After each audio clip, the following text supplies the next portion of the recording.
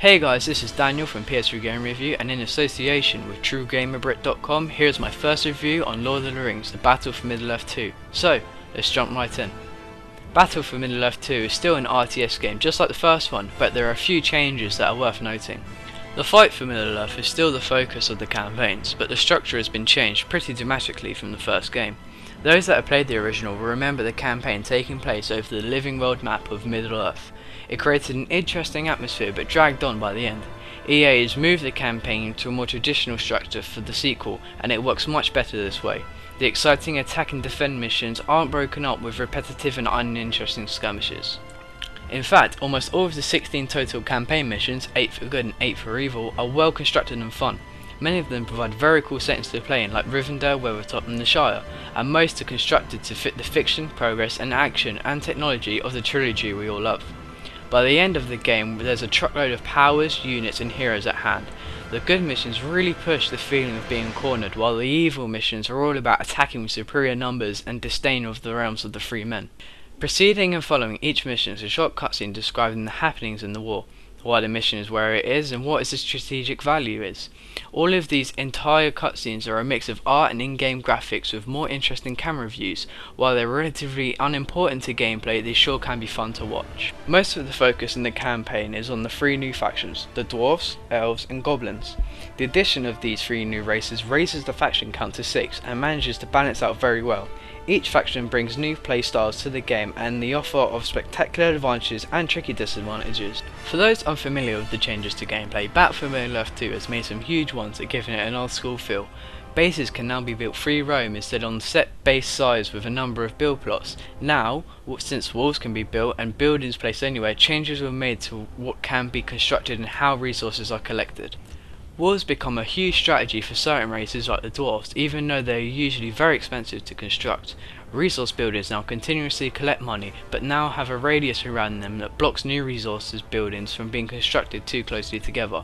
It means that players will have to actively expand into new territory to get the money necessary for their plans. It also means those interests have to be protected, which gets more complicated the farther away you are from the main base.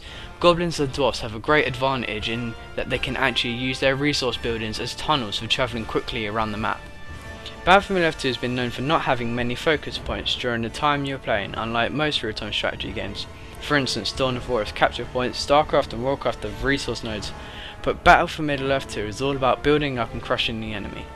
There are some bonus buildings that can be captured, but I've often seen those destroyed quickly rather than having to worry about them being captured by the enemy. I don't think this is a necessary problem though, the pace of the game doesn't seem to suffer. In any case, the remaining factions have been adjusted to fit the game's new format. They've been given more units per battalion, which creates battles with more bodies and more action, and given all of the builders necessary to create bases, including their brand new fortress. Each side has a fortress which can be upgraded with different types of defences and eventually upgraded with a special ability like flinging a giant burning rock at the enemy or creating powerful eagles to attack them from the sky. Even with all the changes to the format, Isengard and Mordor are pretty much the same as we remember them from the original game.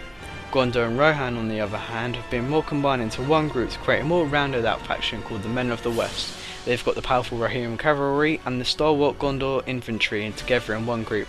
As such, it's a much more complete faction than ever was in the first game. All of these factions combine into a pretty well balanced group. There are counters to pretty much every tactic, though there are some easier to use than others. It's pretty impressive that EA has managed to balance 6 fairly unique factions as well as they have. Diverse forces, heroes, hero powers and faction powers all combined for a terrific mix of gameplay. There are over 40 maps to choose from in Skirmish, including some extras for those that bought up the collector's edition, like Weathertop. Though players that picked up the basic copy shouldn't be sad about their selection, all of these maps that come with the basic game are present in the War of the Ring mode of play. This is where the Living World map now lives. It's a Risk style game where players have to move armies around the board covering territories, several victory conditions are available, creating a pretty good long gameplay experience.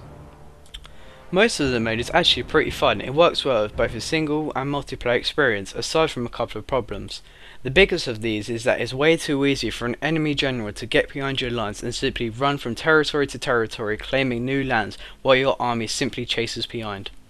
The problem is it happens too often and there's no consequences in getting caught doing it. When you do manage to completely surround the invading army and attack, there's little to no penalty to the concerned rat.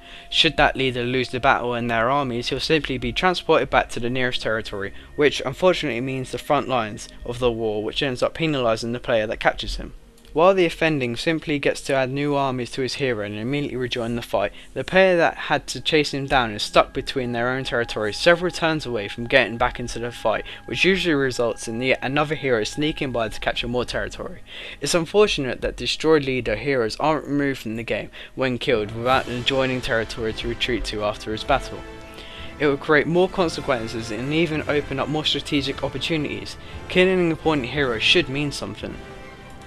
Overall, Battle for Middle-earth 2 is a visually impressive experience, whether you're looking at some of the most impressive units, monstrous and wonderful set pieces, lustrous ice terrain and water, spectacular special effects, or wonderful animation. It's hard to come away very disappointed. They've done some major upgrading from the original title, and it shows whether you're invading the Shire of a horde of goblins or defending the town of Day on the Citadel of Erebor with a massive Mordor attack. Almost all of the in-game menu systems are slick, aside from the tiny chat box in the multiplayer lobby and gigantic bottom interface in the War of the Ring mode, though it can be minimised. Likewise, sound is also spectacular. Many of the sounds are recognisable from the movie. The new ones added to the sequel are just as good. The gibbering of the goblins, the burr of the dwarves are well appreciated. Add the spectacular movie soundtrack on top of your ears and you'll never get tired of what they are hearing.